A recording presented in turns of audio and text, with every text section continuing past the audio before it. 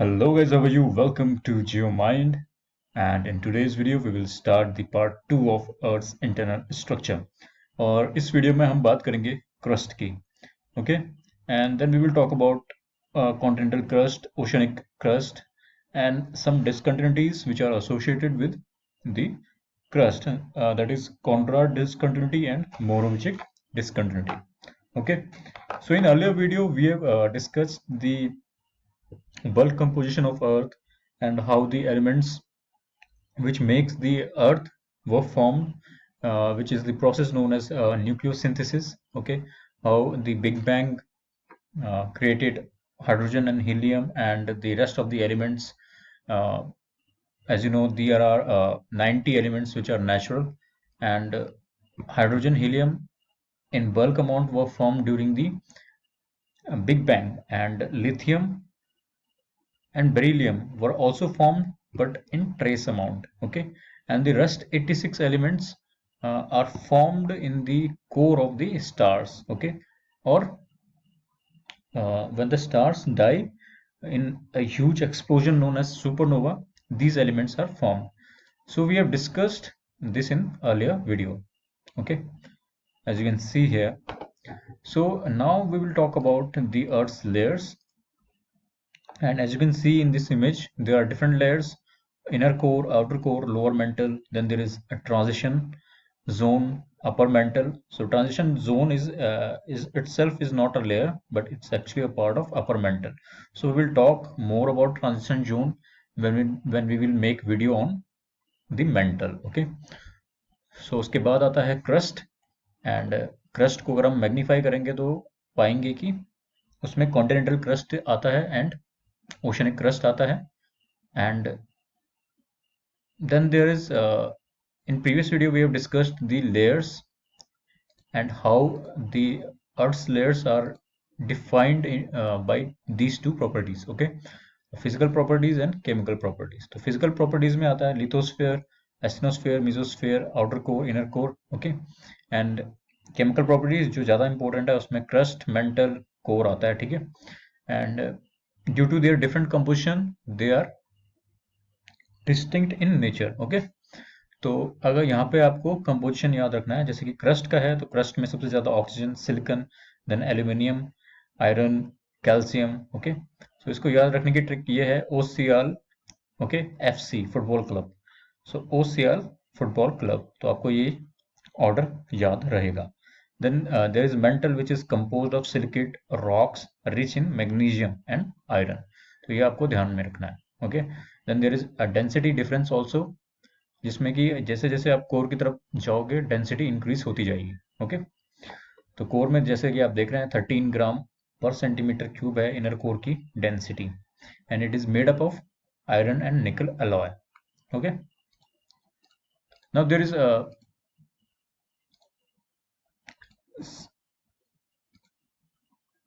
some more information about the layers. And as you know, the crust is made up of siliceous rock and andesite basalt at base.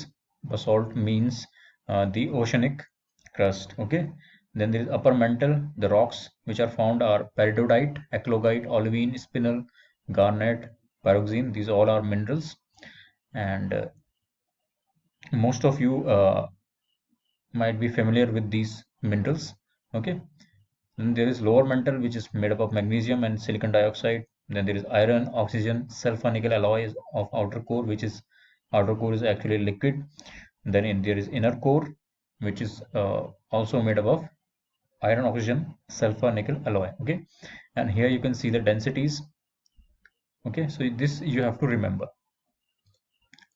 So next question comes is that we can't directly observe the different layers of Earth because it's very huge, and the direct observation is practically impossible. Okay, तो क्या करते हैं हम कि जैसे कि पिछले video में हमने देखा था कि जो अभी तक सबसे डीपेस्ट बोर होल ड्रिल हुआ है वो कोलर सुपर डीप है, and Kola super deep is actually only 12 kilometre deep. Okay, और जबकि अर्थ का रेडियस आप देख सकते हैं 6371 किलोमीटर है, तो वो एक बेयरली स्क्रैच है. तो डायरेक्ट मेथड को हटा के हम सीधा इनडायरेक्ट मेथड पे आते हैं, और जो सबसे इम्पोर्टेंट मेथड होता है वो होता है हमारा साइज्मिक मेथड। ओके, तो साइज्मिक मेथड के द्वारा ही हम जो है अर्थ के इंटीरियर के बारे में पता लगाते हैं। Okay, so what is seismic method? Seismic method is actually observing the seismic waves as they pass through different layers of earth. Okay, तो उनकी velocity, रिफ्रैक्शन, रिफ्लेक्शन के बारे में हम ऑब्जर्व करते हैं उसको, और देन हम पता लगाते हैं कि कैसे कैसे अर्थ की लेयर डिफरेंट डिफरेंट हैं। ओके, तो सेismic वेव्स कैसे होती है? सेismic वेव बेसिकली अर्थक्वेक के द्वारा प्रोड्यूस होती है। ठीक है, तो as you can see here, this diagram is depicting a typical earthquake, how it happens. So there is fault, and this is focus, and the waves or the energy is generated radially. Okay, and as these waves are formed, they are differentiated into two main types, that is body waves and surface waves. तो surface waves क्या होती हैं? जो सिर्फ surface पे ही generate होती हैं। ठीक है, अर्थक्वेक वेव्स यानी कि रेली वेव्स एंड लव वेव्स। इसके बारे में हम नहीं पढ़ेंगे इस समय, इसमें हम बॉडी वेव्स के बारे में पढ़ेंगे। ठीक है, तो बॉडी वेव्स कौन कौन सी होती है? पी एंड एस वेव्स होती हैं। ठीक है, सो पी को हम प्राइमरी वेव भी कहते हैं और एस को हम सेकेंडरी वेव भी कहते हैं, या ये कंप्रेशनल वेव होती है P wave. Okay, and S is shear wave. So P wave is in longitudinal in nature, okay, and S waves in transverse in nature. तो इसका क्या होता है? जैसे कि आप यहाँ पे देख रहे हैं इसका डायग्राम। सो जो P वेव होती है उसमें वाइब्रेशन का, जो पार्टिकल का वाइब्रेशन होता है वो टू एंड फ्रो होता है। ओके, सो पहले कंप्रेस होती है, फिर then there is a rarefaction. ठीक है, फिर कंप्रेस होता है पार्टिकल, फिर रेयरफेक्शन होता है, फिर कंप्रेस होता है, फिर रेयरफेक्शन होता है। तो और डायरेक्शन ऑफ एनर्जी का जो ट्रांसफर होता है इस वेव में, वो भी वाइब्रेशन के अलोंग होता है, यानी कि सेम डायरेक्शन में होता है। लेकिन एस वेव्स की बात करें तो उसका डायरेक्शन कुछ लॉन्ग ऐसा होता है, ट्रांसवर्स नेचर का होता है। ठीक है, सो वाइब्रेट, जो पार्टिकल वाइब्रेट कर रहा है ये अप एंड डाउन कर रहा है, लेकिन एनर्जी जो ट्रांसफर हो रही है वो इसके परपेंडिकुलर हो रही है। ठीक है, तो इन दो वेव्स की हम स्टडी करते हैं और पता लगाते हैं कि अर्थ का इंटरनल स्ट्रक्चर कैसा है। ठीक है, क्योंकि जो डिफरेंट लेयर्स हैं उनका कंपोजिशन डिफरेंट है, जैसे कि हमने अभी देखा, और डिफरेंट कंपोजिशन के होने के कारण जो वेव्स हैं वो डिफरेंट तरीके से ट्रेवल करती हैं। ठीक है, उनकी वेलोसिटी डिफरेंट होती है, उनका रिफ्लेक्शन अलग होता है। ठीक है, जैसे कि यहाँ पे आप देख रहे हैं, ये मोटा मोटा आपने कहीं देखा हुआ है जरूर। तो इसमें जो ये डायग्राम है ये अर्थ का डायग्राम है, और इसमें अगर हम यहाँ पे एक अर्थक्वेक जनरेट करते हैं किसी भी पॉइंट पे, मान लो कि यहाँ पे हमने नॉर्थ पोल पे किया, और जो एस वेव्स होती हैं वो यहाँ तक जाएंगी, 103 डिग्री तक जाएंगी, और यहाँ पे शेडो जोन बना रहेगा, यानी कि यहाँ पे हम ऑब्जर्व नहीं कर पाएंगे इस पोर्शन पे। क्यों नहीं कर पाएंगे? क्योंकि जो एस वेव्स होती हैं वो, उनका नेचर ऐसा होता है कि वो लिक्विड में ट्रेवल नहीं कर पाती हैं। तो लिक्विड क्या होता है? हमारा जो आउटर कोर होता है वो लिक्विड होता है। ठीक है, तो वहां पे जो वेव्स होती हैं वो बिल्कुल ही शट डाउन हो जाती हैं। कौन सी वेव्स? सिर्फ एस वेव्स। लेकिन पी वेव्स जो है वो जो लिक्विड में है उसमें भी चलती हैं, क्योंकि उनका नेचर ही ऐसा होता है। ठीक है, और इसीलिए उनका शेडो जोन जो होता है वो कम होता है। किसका? पी वेव का। तो इसका शेडो जोन क्या होता है? 103 से लेके 142 डिग्री तक, यानी कि अराउंड 39 डिग्री के आसपास। ठीक है, तो टोटल कितना हो जाएगा? 39 plus 39, 78 degree. Okay, and this is 360 minus 206 degree. ठीक है, 103 प्लस 103 डिग्री, 206 डिग्री, तो 360 में से 206 के कितने बचे? 154 डिग्री का स्पैन हो जाता है इसका एस वेव्स का शेडो जोन का। ठीक है, this is about 150 degree, 154 degree, sorry. ठीक है, तो ये कुछ बेसिक था, और साइज इसी को हम मेजर करके क्या करते हैं? अर्थ के इंटरनल के बारे में पता लगाते हैं। तो मोस्ट जो इम्पोर्टेंट होता है उसमें वेलोसिटी का डिफरेंस होता है। ठीक है, तो जैसे कि आप यहाँ पे देख रहे हैं ये डिसकंटिन्यूटीज हैं, और ये वेलोसिटी है P A wave and S waves की। तो पहले हम यहाँ पे देखते हैं वेलोसिटी को।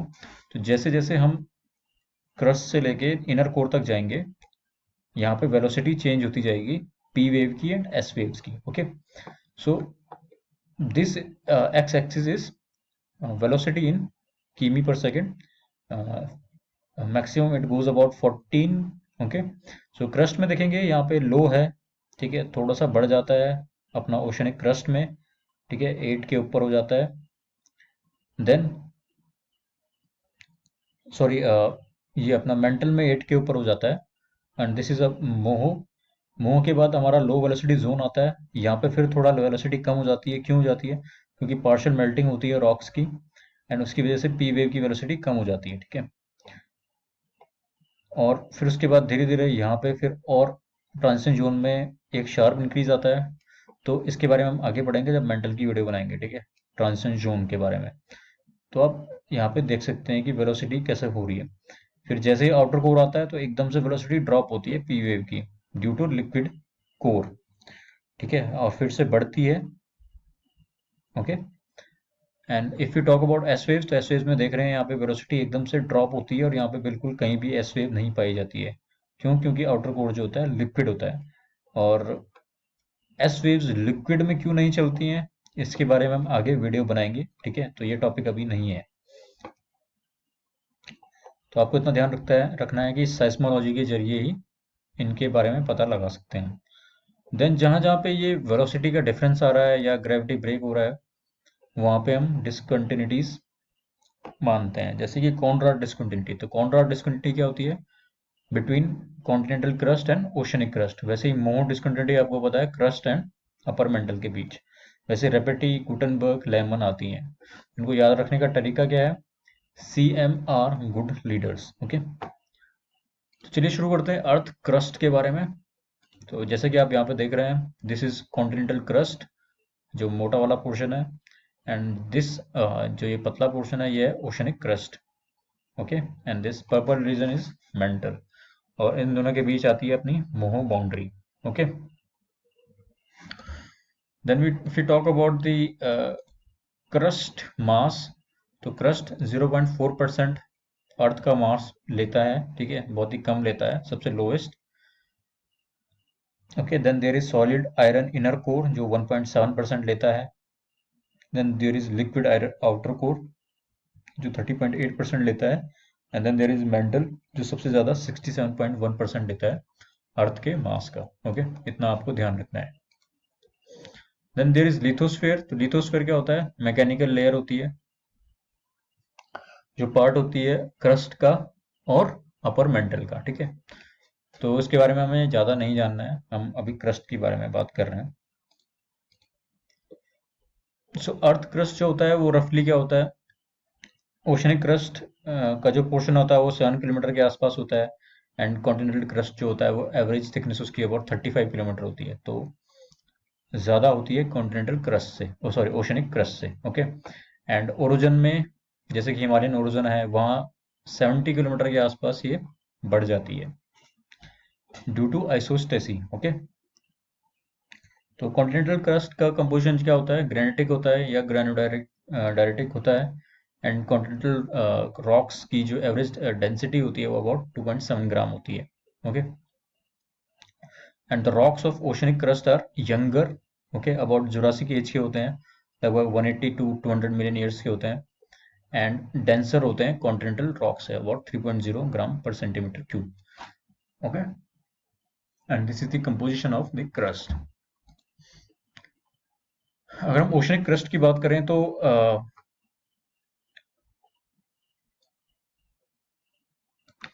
it ranges from 3 to 15 kilometer thick and comprises 54% of the crust by area and 17% by volume. Okay, तो एरिया ज़्यादा कवर करता है एंड वॉल्यूम लेकिन कम कवर करता है, ठीक है. Islands, island arc and continental margin are the example of transitional crust that have thickness 15 to 30 kilometer. Okay, और कॉन्टिनेंटल क्रस्ट की बात करें तो वो 30 to 70 किलोमीटर थिक होता है और कंप्राइज करता है 77% of the earth crust by volume and only 40% of the area. ठीक है, तो ये आपको ध्यान में रखना है. And there are differences between oceanic and continental crust. क्या क्या होते हैं?